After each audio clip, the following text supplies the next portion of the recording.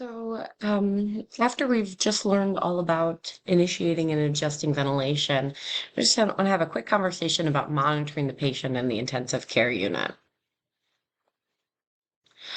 Uh, just going to click through these learning objectives pretty quickly. All right.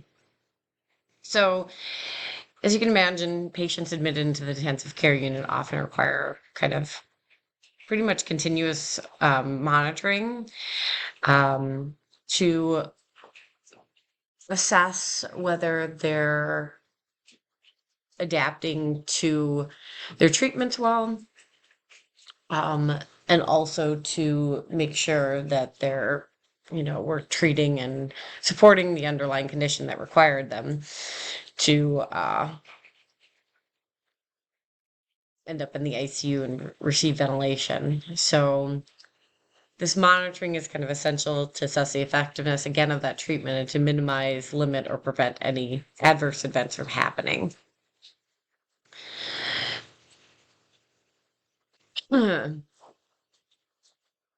So it's also important to understand that monitored values exhibit not only like the physiologic symptoms of the patient, but also some instrument variabilities. So, monitors aren't always a 100% source of truth.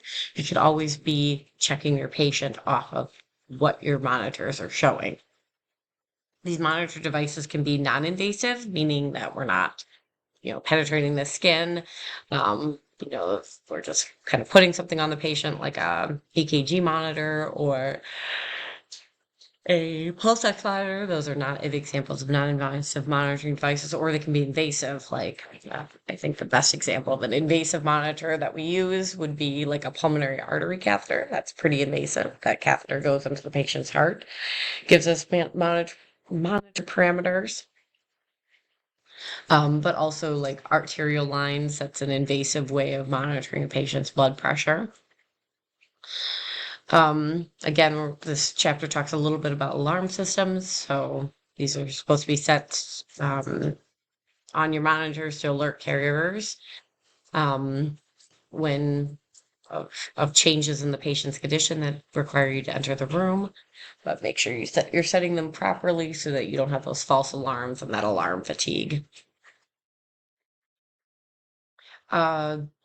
Sometimes it's really beneficial to have monitors that give you kind of a trend of data.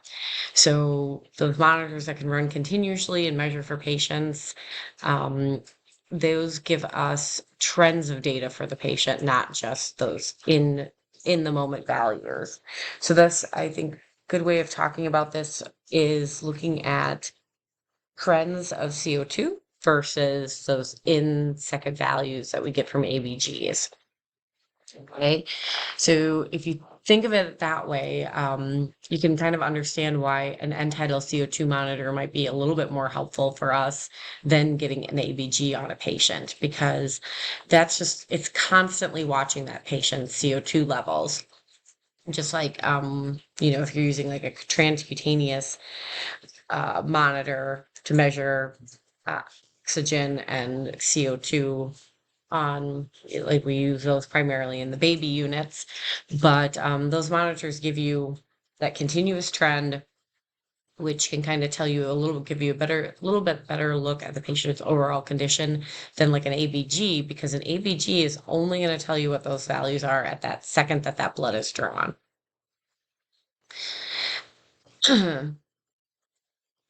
But we do pick the monitors to assess our patients and make decisions about our patient based on kind of our patient's needs as well.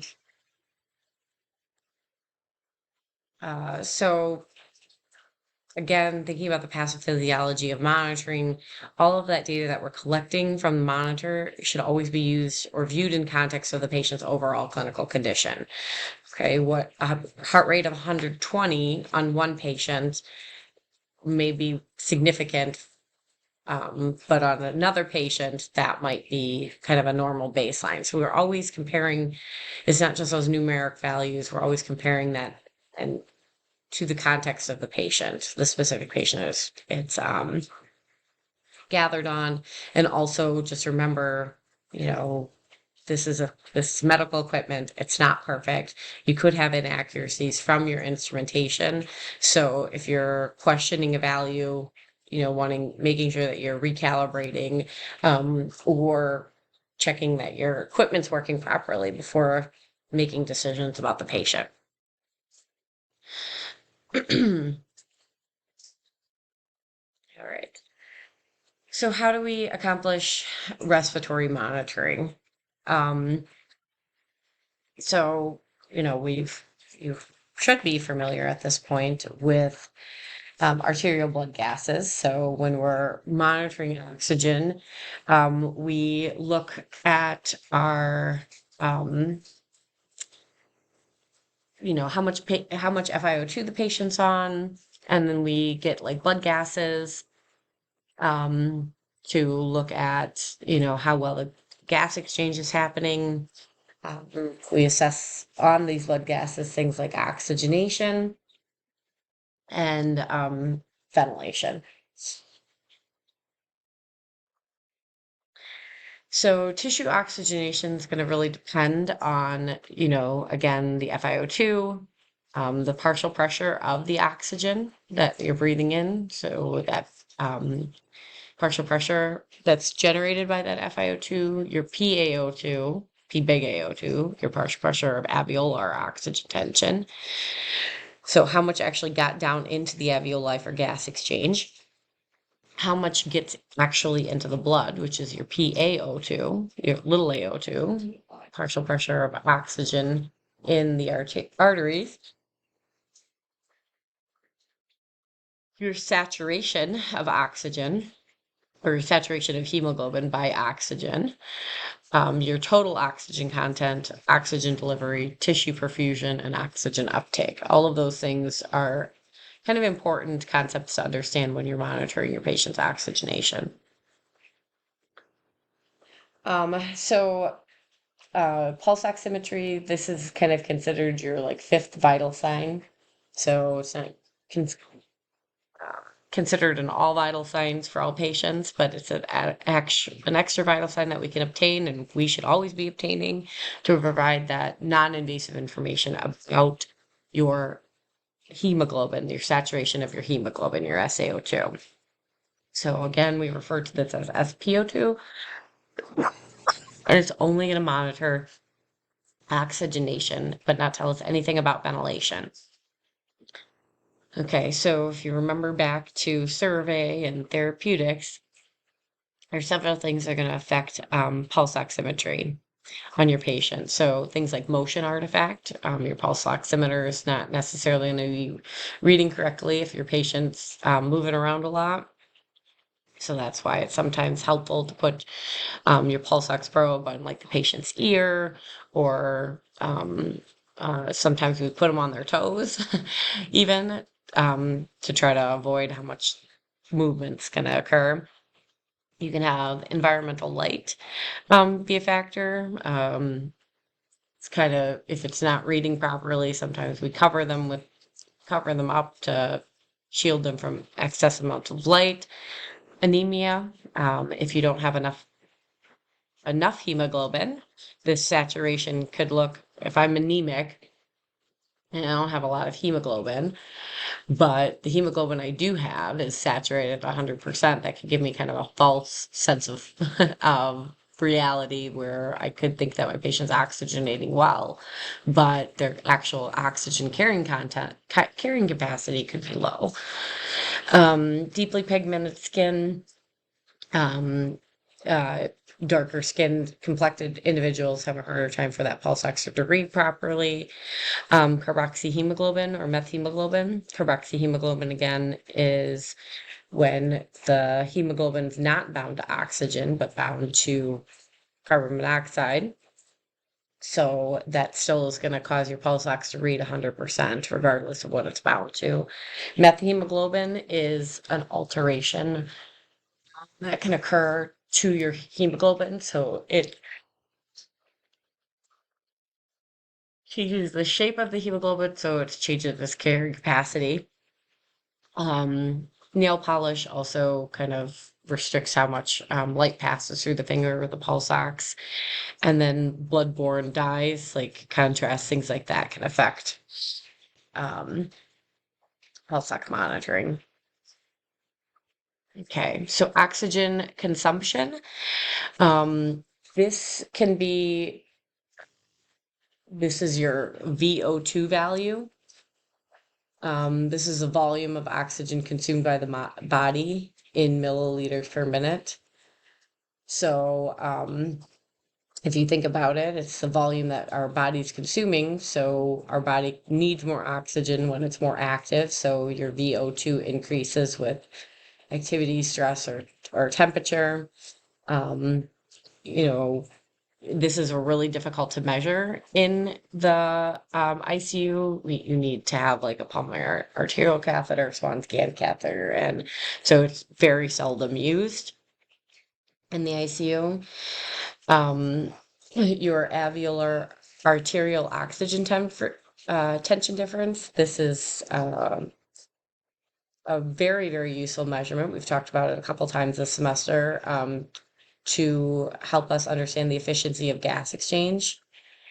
So it's how much got into the alveoli versus how much diffused across into the blood. In normal people, this should be about 5 to 15 on 21%. And if we're in 100% oxygen, that gradient should be about 100 to 150.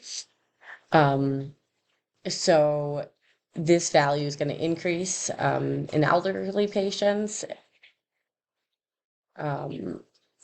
And if you have an abnormally high number, meaning that like you're at 21%, your gradient is, let's say, 50, that indicates that you have some gas exchange problems. So you have some issue with diffusion. PaO2, FiO2s, this is your PF ratio. Again, we've talked about this. This is easy to calculate. It's a really reliable index of gas exchange, so it's very commonly used. So it just kind of tells you how effective um, uh, your body was at getting oxygen into the blood at a certain FiO2. So normal is going to be 400 to 500. In acute respiratory distress syndrome, it's going to be less than 200. It's the most reliable index if the FiO2 is higher than 50. Murray Lung Injury Score. This is a monitor that we use for the severity of respiratory distress syndrome. So it quantifies injury level using the following 4 factors: radiologic findings, PF ratios, PEEP setting, and compliance. So it's kind of a composite score. If you look on box 52.3 in your book, you're going to see kind of the breakdown of the components. And then the final value is going to be obtained by dividing the sum of the components. And, it kind of gives you like a score of 0 means no lung injury. Mild, moderate lung injury is anywhere from 0.1 to 2.5, and severe, the higher the score, the worse it is. I don't necessarily think that you're ever going to come across this in an ICU or on an MBRC exam. I've never seen it been used on a patient in the hospital, but it is just another tool out there that just assesses lung injury. The only time I would feel like you would maybe come across it is the MBRC might throw it out there as a distractor question somewhere. So it's for a distractor answer. All right. There's also a box on your in your book on it right below. So box 52.3 is that Murray lung injury score. It's on 1149, page 1149. And underneath that box 52.4 is kind of a nice summary of measures of decreased oxygenation. So it's like maybe something that you might want to put like on a flashcard or a study guide is that, if anything that's going to say oxygenation is decreased is that decreased SpO2, decreased PaO2, increased AA gradient, decreased PF ratio, increased shunt venous admixture, and that increase in the Murray lung score.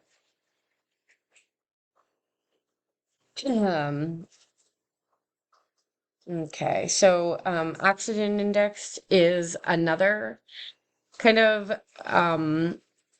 important lung score or oxygen score that you can use for your on your patient. And what this does is it tells me not only about my oxygenation with my FiO2, but it takes into account your mean airway pressure. So we've talked about how mean airway pressure improves oxygenation. So your mean airway pressure increases, your oxygenation increases. So this is just oxygen index is kind of the only metric that kind of accounts for this. So it provides information for us about how poorly our patient's oxygenating with PEEP and FiO2. So typically this value is going to then be used to help us make determinations, especially I feel like I use it the most when I'm working in the NICU and making determinations about when to start like nitric oxide on patients. All right. So different ways that we can monitor ventilation in the ICU. So routine monitoring is going to include things like your PaCO2. That kind of defines the adequacy of ventilation. But with our PaCO2, we should be looking at our patients' tidal volumes and respiratory rates and minute ventilations on that PaCO2. So even if PaCO2 is, let's say 45, which is technically within the normal range. If my patient, I notice that my tidal volumes are low and my respiratory rate is high, that's a sign that my patient has still a sign that my patient has a ventilation issue. And it's a kind of a classic sign of that increased work of breathing or distress. Another value we look at is that VDVT. So during lab, I'm going to show you kind of how to calculate this out. So that tells us a lot about how well my patient is, how much of the tidal volume that I'm getting into my body is getting wasted on dead space. So normal should be about 0.2 to 0.4. The higher the ratio, the more wasted ventilation I have. So that can then indicate a ventilation, a kind of a systemic ventilation issue that needs to be corrected. So remember, dead space is considered wasted ventilation. So this is ventilation that gets down into the alveoli, but then does not get perfused. So it is alveoli that open up and are being ventilated, but perfusion isn't coming to those alveoli. So it gets wasted. It never participates in gas exchange. Another thing to be looking at or be considerate of is airway pressures and resistance. So how high my airway pressures are, what airway pressures I'm generating to deliver these volumes can kind of indicate how much airway resistance my patient has. We also look at in our inspired tidal volume versus our expired tidal volume. So these values should be nearly equal. If they're not, when we're looking at the ventilator, we should be looking at our VTI, VTE. An air leak will have occurred if we see a big difference between those two values. We talked about non-invasive ways of monitoring our patients. So capnography and capnometry are those ways. So capnometry is a measure of CO2 at the airway opening during that ventilatory cycle. So if I'm just measuring the value that's at that airway opening, that's capnometry. Capnography is the graph, kind of, or it's kind of refers to kind of that plotting of that CO2 concentration against time, or exhale volume. So we're going to be looking at capnography waveforms in lab this week. Plateau pressures and peak pressures, again, are those pressures that we're monitoring that are going to tell us a lot about our patient's compliance and airway resistance.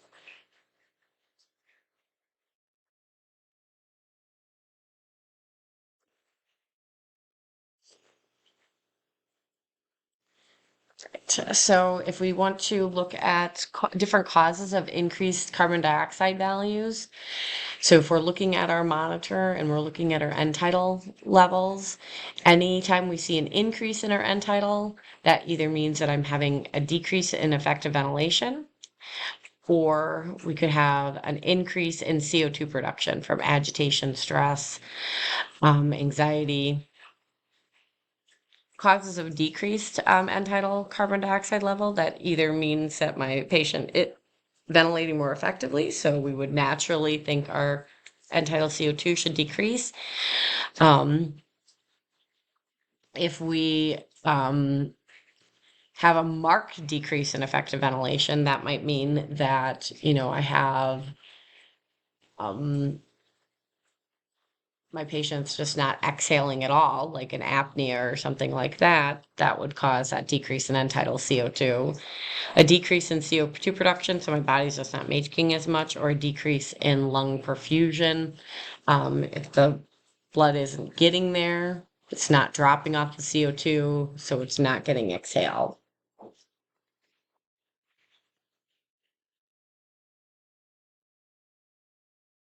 If I see like an absent end tidal carbon dioxide, end tidal CO2 level, that either is because of like apnea, where my patient's completely apneic, not breathing at all. We're going to see no values on that entire monitor. Patient goes into cardiac arrest. If my vent gets disconnected or malfunctions, or like airway obstructions will cause that.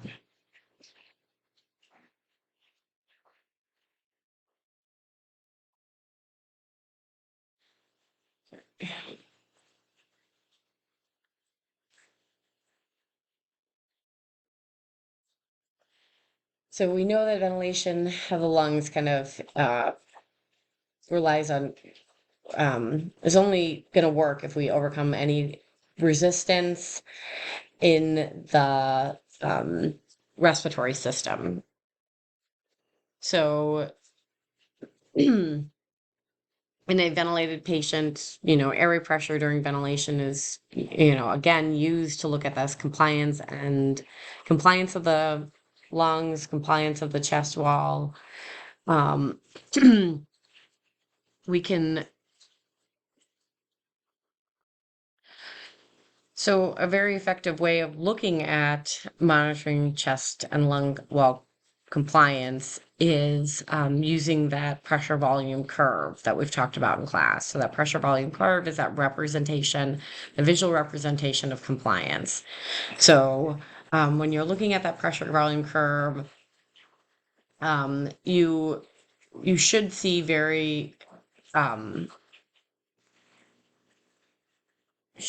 that with a change in pressure, you should be getting a change in volume. Okay. They talk about in your book the term hysteris, which I've never actually had heard before. We don't use that in like common ICU speak, but this is talking about a large difference between inflation and deflation. So this typically means that our patients have been recruited past their pressure, capacity and the lungs are kind of overdistended.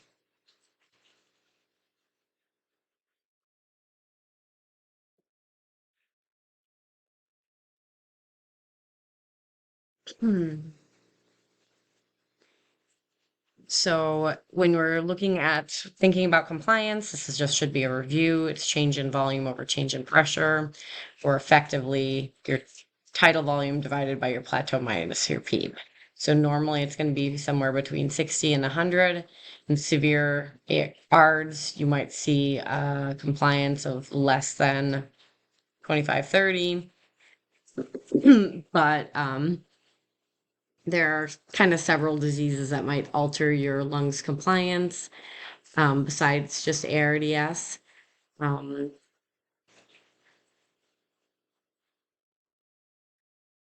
sorry.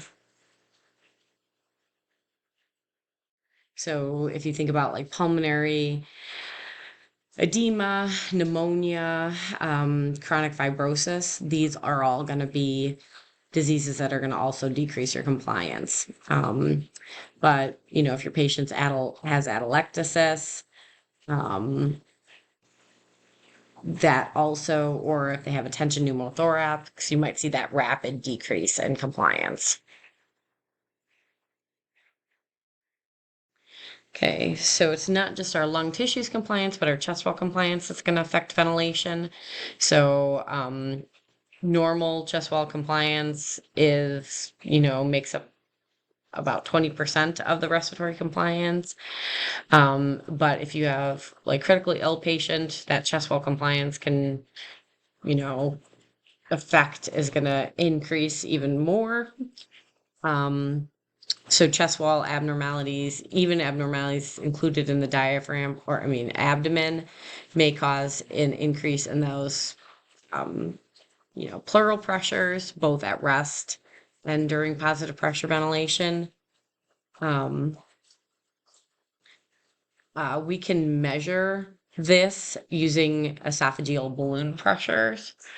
That's pretty invasive. It's putting a catheter down into the patient's esophagus and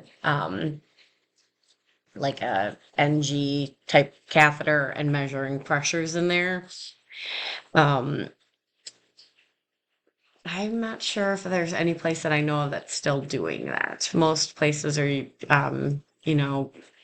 getting away from the invasive way of monitoring this and using just other values on their ventilator to kind of quantify this. So poor chest wall compliance, where your chest wall is really elastic, may kind of buffer any lung damage, um, but uh, but may require like higher airway pressures to ventilate these patients.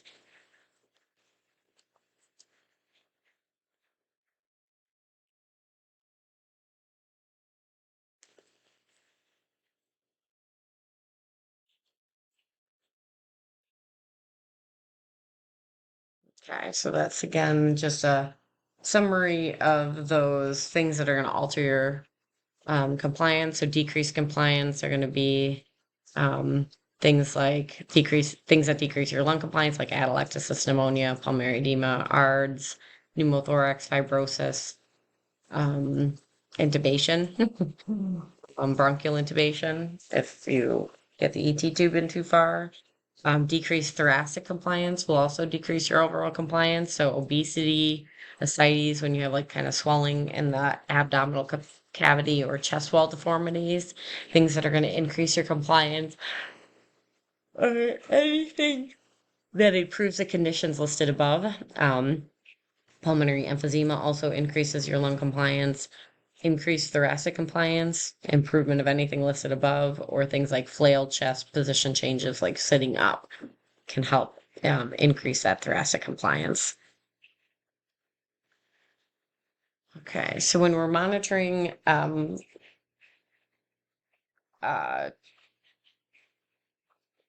we've monitored compliance, but we also monitor resistance. So resistance is the calculation for that is your PIP minus your plat. So the difference between that peak inspiratory pressure and that plateau pressure indicates your airway resistance. The bigger that difference is, the more resistance you have. And that's divided by your flow. So normally it's about 1 to 2. Every time we intubate our patients, our resistance increases because we're putting an airway that's smaller than our normal airway inside of our airway.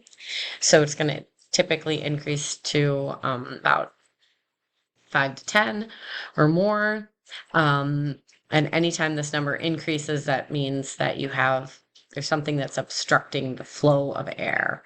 So common causes of increased resistance are those small endotracheal tube size, secretions plugging the endotracheal tube, biting on the ET tube, increased bronchospasm, mucosal edema, increased secretions, increased airway obstruction, or high flow rates. So if I slow down my flow rates, my airway resistance will decrease. Decreased resistance is going to be an improvement of anything that's listed above. Decreased bronchodilator administration, decreased suctioning of the airway care, and decreased use of lower inspiratory gas flows are all going to help improve or be an indication that you have decreased resistance. Okay, when we're measuring our pressures, remember the peak pressure is the maximum value of air pressure at the airway opening during that vent cycle. So if your peak pressure should not be greater than 50 to 60, high values of peak pressure carry the risk of barotrauma and hypotension because we're adding all of that pressure to the thoracic cavity. So we want to, that can cause cardiovascular side effects. Remember, plateau pressure should not exceed 30. At elevated plateau pressures increase the likelihood of ventilator-induced lung injury. Your plateau pressure is that pressure that is that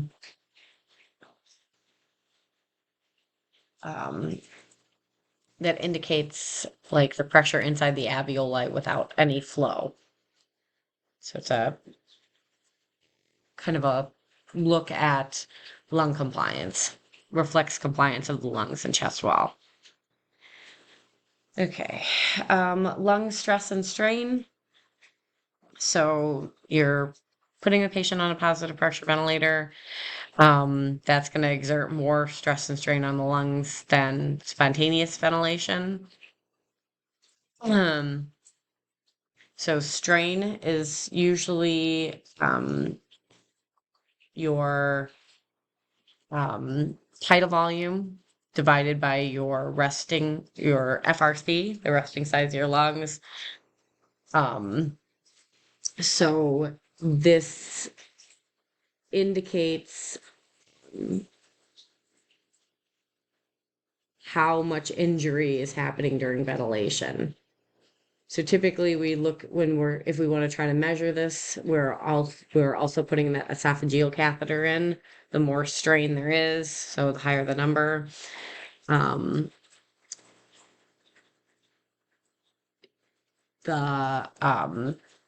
higher the number, the worse your patient's doing. This can be very effective with just looking at your patient's lungs, because stress and strain can happen to the lungs even at lower pressures. Okay, so it's not looking at pressures there, it's just looking at the volume, so the change in volume. So how much volume I'm putting in divided how much stays in the lungs during passive exhalation, so how much that balloon is being asked to open and close. It's not related directly to pressures. So it just looks at how much stretch is happening in that lung tissue. Again, it's not typically something that you're going to see measured in the ICU. Okay. So all of these things are kind of important concepts to understand because anytime we're using positive pressure ventilation, but an adverse outcome could be that ventilator-induced lung injury.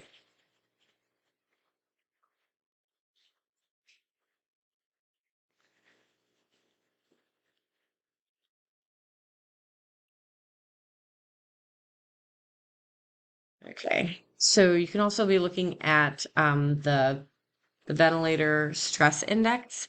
This is a value derived from airway pressure time curve. So the pressure time curve, um, not from the pressure volume curve. So this is like the monitor that we use just on the front screen of the ventilator, that pressure time scalar. So the index is calculated by performing a curve to fit the slope of the tracing. So ideally that slope is going to be 1, which indicates normal filling during lung expansion. A slope greater than 1 indicates overdistension. Less than 1 indicates lung recruitment. This stress index is something that some ventilators automatically calculate for you. So it's not something that you're going to be kind of calculate yourself. It's just something that's going to be popping up on your ventilator as a monitored value. So just know that if it's greater than 1, that means that your lungs are over distended. If it's less than 1, that means that I probably have some atelectasis occurring. Autopeep, this happens when you have exhalation being incomplete, so extrinsic or autopeep will occur if we're not exhaling, allowing our patients to exhale completely. If I'm not exhaling completely, that means the amount of gas that stays in my lungs after passive exhalation is increased, so my FRC increases. That also means that the pressure inside those alveoli are going to increase. This is going to cause some patient ventilator asynchrony. Like I said before, that if you have autopeep, it becomes harder for the patient to trigger the ventilator. So when we identify autopeep, we want to look for ways to decrease it by either decreasing my minute ventilation, decreasing my respiratory rate, or decreasing the volume that I'm delivering, increasing my expiratory time, or decreasing my I time. Adding PEEP may help us overcome that trigger sensitivity issue with autopeep. So you would increase your set PEEP to 1 to 2 centimeters increment. This could help with patient with triggering the ventilator. But it's also going to increase the amount of PEEP that's being applied to the lungs.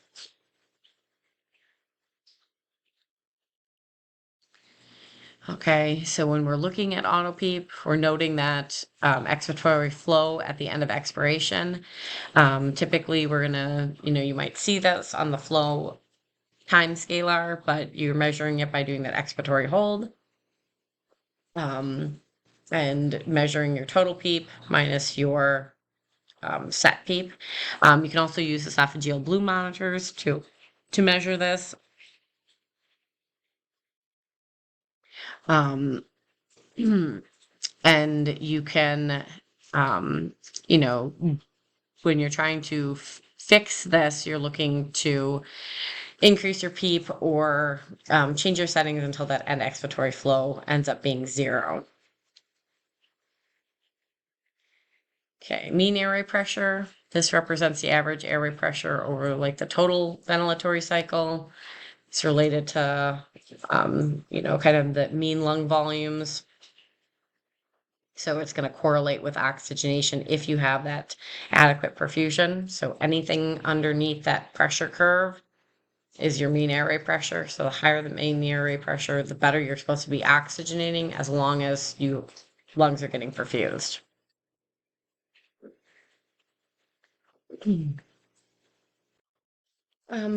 We have several different ways of monitoring like work of breathing or breathing effort and pattern on patients. Your book talks about a lot of them. Work of breathing obviously is going to increase in critically ill patients. So there's a couple different ways that we can look at this. One of them, one that I will kind of want to highlight, is this airway occlusion pressure. It's a measure of the pressures in the airway. So typically the occlusion pressure should be measured like milliseconds after the initiation of inspiration. And this number is going to be like influenced by muscle strength, and kind of as a good measure of how like that patient's specific respiratory drive. So the airway is going to be occluded momentarily. So there's going to be no flow. So it's independent of resistance. In healthy patients, this number is going to be like 0.5 to 1.5. But if you're on a ventilator, these numbers may indicate that the ventilator is doing most of the work. So if you have a P 0.1 of greater than 5, that means that you can, if you have sorry, so let me say this differently. So if your P 0.1 is 6 or more, that indicates the patient is going to be able to wean from the ventilator. Or 6 or, ugh. If you have a patient that has a P 0.1 that has 6 or more, means that the patient needs to stay on the ventilator. So less than 6 indicates the patient has the ability to wean. So this is kind of a weaning parameter that some ventilators use. And again, this is going to be available for you to, like, you're pushing a button to get a P0.1, or an airway occlusion pressure on some ventilators.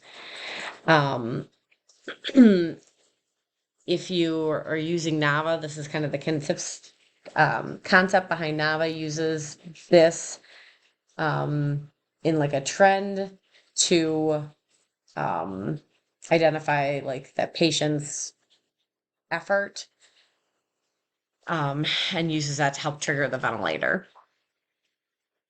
So rapid shallow breathing index, RSBI, this is where your respiratory muscle fatigue is assessed. So you're taking your frequency divided by your tidal volume. So you're looking for rapid shallow breathing. So frequency divided by tidal volume, if it's less than 105, that indicates the patient's likely ready to wean from mechanical ventilator. So the lower this number, the better. This one's kind of important. I feel like we use this a lot in weaning parameters.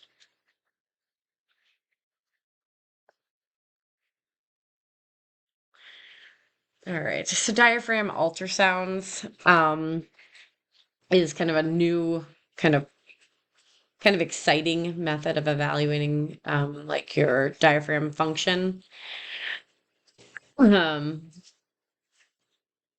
So there's kind of two techniques that we look at. I think if you went to the talk at Baycare the other week, you would have heard them talk about like diaphragm thickness and wasting in our ICU patients. So there's been a lot of research behind like measuring the patient's diaphragm thickness on the mechanical ventilator to show that kind of muscle deconditioning while they're in the ICU. So any changes in the diaphragm thickness over time, that's either increasing or decreasing, has been associated with prolonged ventilation. This thinning is usually due to, atrophy, meaning that the patient is like laying in bed and not using their muscles, so it's getting thinner. Diaphragm thickening is usually because of excessive amounts of effort. So that this is just kind of another measure that we're trying to quantify at the bedside to assess whether patients are ventilating properly and are capable of weaning. We also look at muscle strength and endurance. So looking at your vital capacity tells us a lot about muscle strength. So that, again, is going to be effort dependent. This is an important value, I think, for you to know that Normal vital capacity should be greater than 10 to 15 milliliters per kilogram. So if it's less than that, you need mechanical ventilation. You learned about that in neuromuscular diseases, or you will if you haven't gotten to neuromuscular diseases yet. This is going to be effort dependent. Your patient has to be able to follow directions to do this. Maximum inspiratory pressure is another way we measure this. This is not going to be as effort dependent. You're just going to occlude the end of the airway. That stimulates that maximal effort from the patient. The more negative, the better. So we want it to be at least -20. Better yet, if it's -30, but -10, 15, that means that they don't have very good muscle strength. Another way that we look at this is we can look at maximal voluntary ventilation. This is looks at respiratory muscle fatigue. This is something that I don't see done in the ICUs very much, but it is a way that we look at our patient's respiratory muscle strength in the PFT lab. So what the patient's being asked to do is they're being asked to breathe normally, and then you're encouraging them to breathe as deep as fast as possible for a certain period of time. And if the values are on the low end of normal or below normal, normal is 120 to 180. That means that our patients have weak inspiratory muscles and can't sustain spontaneous ventilation.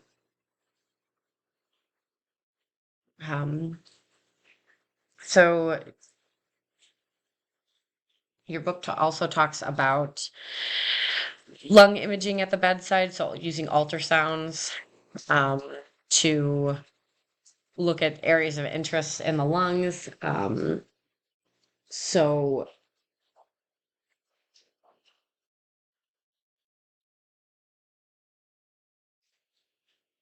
there's like two techniques of doing this. You have electrical impedance tomography. They put like electrodes on the patient's chest, or like a rubber band with built-in electrodes, and they are able to look at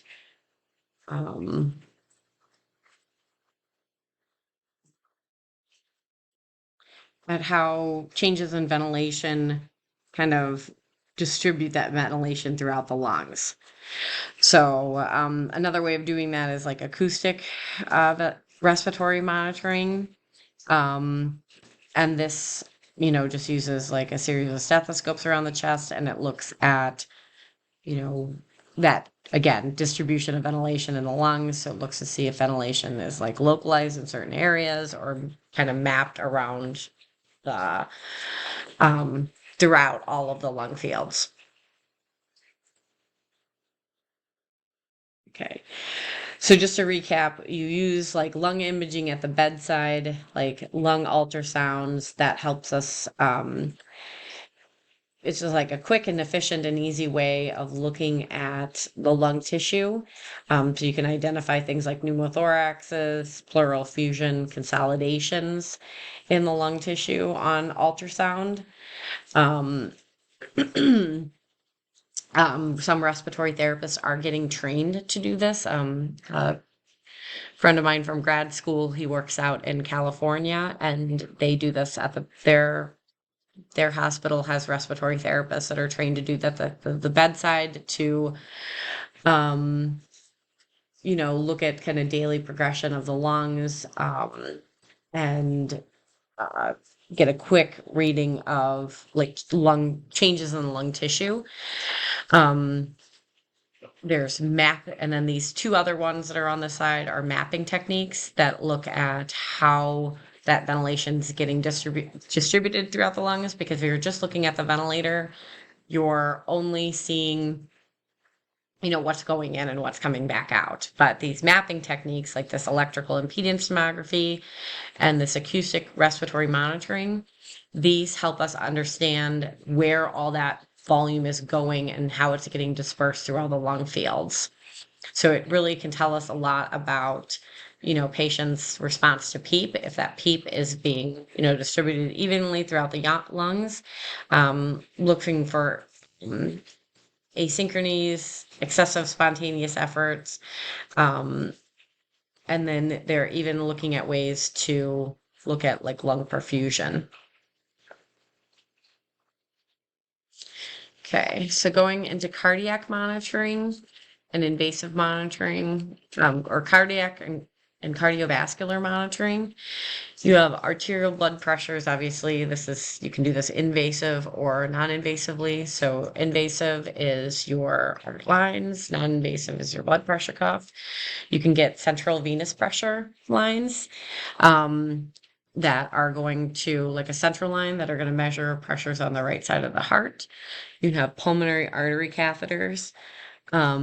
These are rarely used because there's a high risk to return ratio. So meaning that there's a lot of risk to the patient, without giving us a lot of necessary information. So it's only going to be used on our most complicated patients.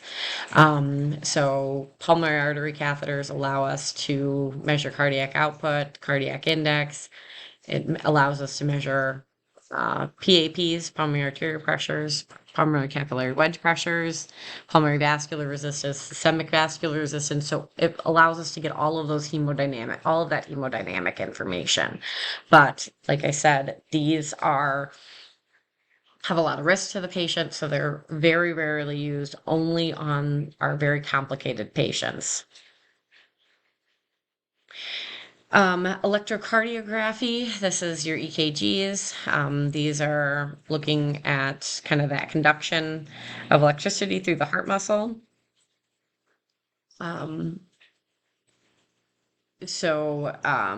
You have,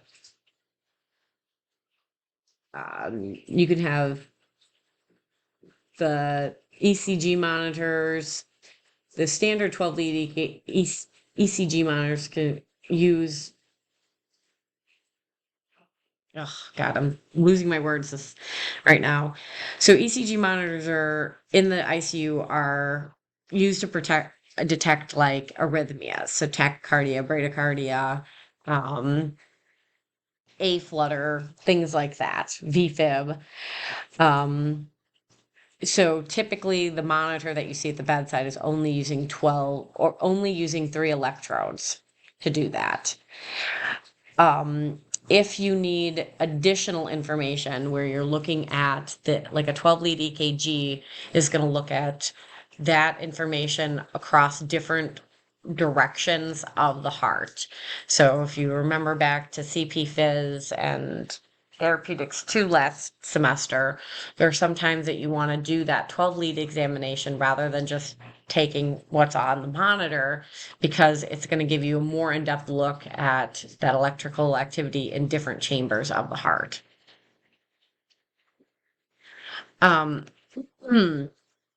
So monitoring kidney function, we look at kidney function when we're looking at a lot of urine output, right? So our kidneys filter and excrete waste. They regulate fluids in our body and electrolyte composition. That's their purpose.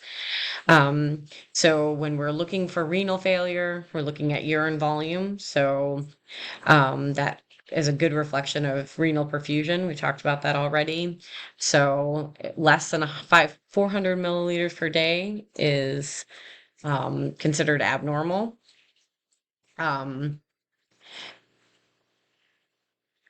Creatinine is another, that's a blood value, and your BUN are both blood values that help you understand how well your kidneys are working. So your BUN is your blood urine nitrogen, and your creatinine, this is something also that your kidneys excrete. So those are going to increase if you have renal dysfunction. We also want to make sure that our liver is working well. So adequate liver function is necessary to get waste out of our body from metabolism, from digestion, helps us process poisons or drugs. So elevated results on your liver function test will kind of indicate that there's damage to being happening to your liver.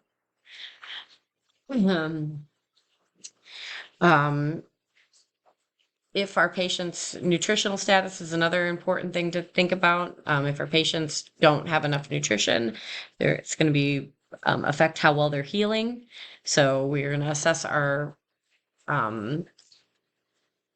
nutritional intake. So typically, you're looking at your serum albumin concentration. That's going to be kind of the most common. If it's less than 2.2, that's indicates severe malnutrition. This can also be altered by sepsis, dehydration, and trauma because, again, we're going to be needing more nutrition if we're fighting infections or we're had a recent trauma. Be using up more sugars, more in our and more energy in our blood. So when the dietitians are seeing our patients in the ICU, the first step that they take is they kind of make an estimate of how much calories our patients need. It's based on this equation here. So if the patient's really, really ill, they're gonna, add like a stress factor to it to make sure that their nutritional needs are being met.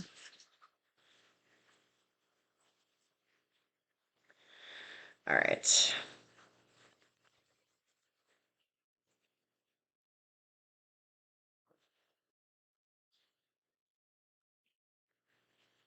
Okay, because you're getting so much information from all these monitored systems in the ICU, um, they're making decisions based on the prognosis of the patient. There's different guidelines that are kind of set in place to help us with that. So these indice scores are developed to account for multiple different monitored values of the patient.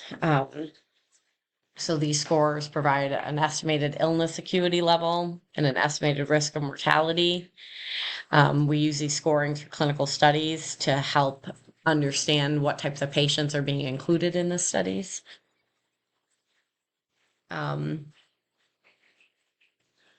So these scoring systems are very useful to look at the acuity of illness for our patients. The big one for us in respiratory therapy is the Apache scores. You might listen during multidiscipline rounds if they're talking about quality assurance, or in your department, so your department managers might be talking about your patients in terms of their Apache scores and like their length of stay or their vent days.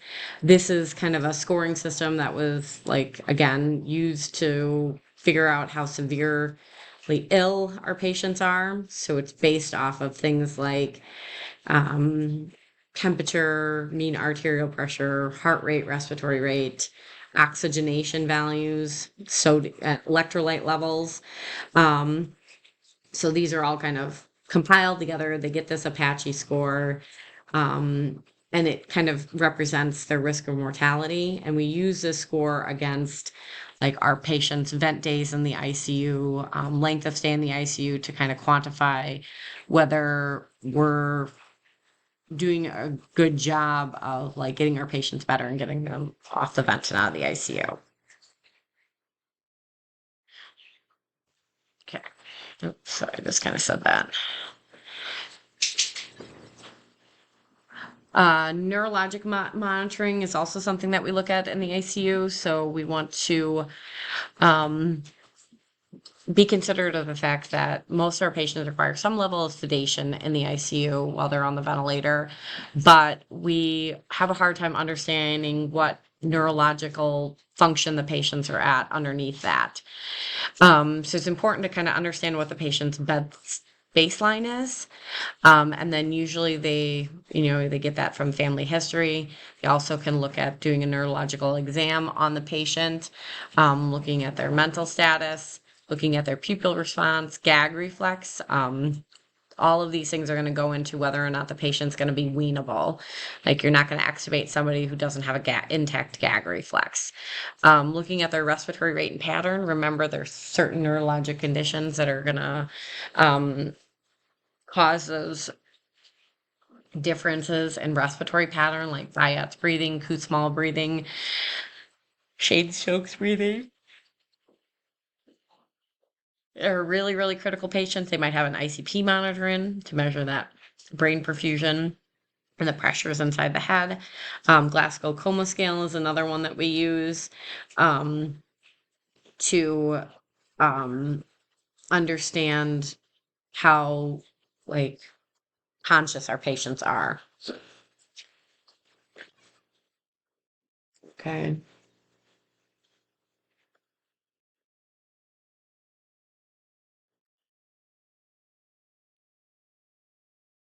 All right. All right, when we get to, so what do we do when our patients, we notice kind of a negative patient ventilator interaction or alarms on the ventilator from the patient, or sudden distress in our patient? The most important thing we can do is, first and foremost, is remove the patient from the ventilator. Anytime you question whether the patient's breathing adequately on the ventilator, you want to make sure you take them off the ventilator and initiate manual ventilation with 100% O2. Okay. Always, always, always, first step is making sure that our patients are safe. So we need to remove them from the ventilator and initiate manual ventilation with a bag valve mask and 100% O2. Okay. If when we do that, we notice that the patient improves, that tells us that the ventilator is causing the problem. Okay. If the patient doesn't improve, that tells us it's the patient is the problem. So that helps us kind of, narrow down our troubleshooting to, okay, what if it's our patient that's the problem? Looking for things with our patient, like checking our ET tube placement and cup pressure, looking at, chest wise, looking for a sudden change in the patient condition, like a pneumothorax, need for suctioning, an occlusion, something like that. So if it's very severe, if death appears imminent, consider and manage the most likely causes, like checking the airway for obstruction by passing that suction catheter. So I'm going to pass that suction catheter down, see if there's any blockage. If I can pass the suction catheter, that means there's nothing blocking the ET tube. If I can't pass the suction catheter, I need to emergently extubate that patient, and because that airway is completely occluded, and I'm not going to be able to ventilate them through them. Look for that dislodged DT tube or the pneumothorax. If death is not imminent, like if they're not in severe, severe distress, you can look for ways to, like, understand, like, patient condition, like, and get more, like, detailed assessments, like a chest x-ray, things like that. This is kind of an important concept to understand, like, if you're given like these types of patients in like a clinical simulation scenario, that, okay, the first thing you're going to do in the room, the first decision you're making is you notice the patient's in severe distress. I'm not going to gather any more information. The first thing I'm going to do is take them off the ventilator, start bagging them. After I've bagged them, if a patient gets better, that tells me that I have something wrong with my ventilator. I need to, like, run another pre-use check, try to troubleshoot my ventilator or my circuit, and possibly replace my ventilator. If my patient doesn't get better when I take them off, I'm looking for these immediate causes, fixable causes. If it's not any of these, then I'm looking for additional information to kind of troubleshoot what's going on.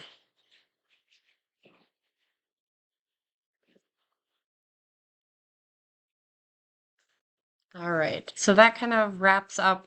I tried to keep this pretty quick. There's a lot more information in this chapter in your book, but I tried to hit, I felt like, were the important kind of pieces of it.